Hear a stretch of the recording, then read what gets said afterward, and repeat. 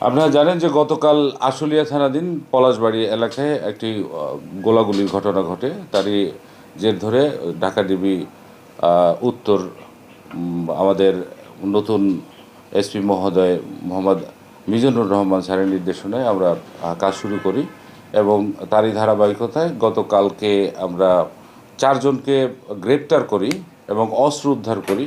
এর ঘটনার পেছনে যে ঘটনা ঘটছে, তারা 4 জনই এক মান্নান নামে এক ফ্রেন্ডের বাসায় তারা একত্রিত হয় এবং সেখানে ড্রাঙ্ক অবস্থায় ছিল টিটু, যার বিগত ফ্যাসিস্ট সরকারের ছাত্রলীগের যুগ্ম সাধারণ সম্পাদক পদে পদধারী ছিলেন উনি।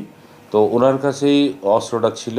উনি নিজের উপস্থিতি এবং নিজের অস্তিত্ব, নিজের আধিপত্য বিস্তারের লক্ষ্যে যে কাজটা করছে, পিস্তলটা বের করে তাদেরকে শো অফ করে এবং ওই জায়গায় লোডেড করার পরে জুলহাসকে দিলে জুলহাস এই আমাদের যে ভিকটিম আছে তাকে গুলি করে। এই সংবাদ আমাদের কাছে আসার সাথে সাথে আমরা টিম নিয়ে বের হই এবং তাদেরকে প্রথমত 2 জনকে আলামিন এবং জুলহাসকে আমরা এনাম মেডিকেলের এখান থেকে গ্রেপ্তার করি। পরবর্তীতে অভিযান পরিচালনা করে টিটু এবং মান্নানকে আমরা পলাশবাড়ি এলাকা থেকে উদ্ধার করি এবং টিটু এবং মান্নানের দেখানো জায়গা থেকে আমরা অস্ত্রটি উদ্ধার করতে সক্ষম হই।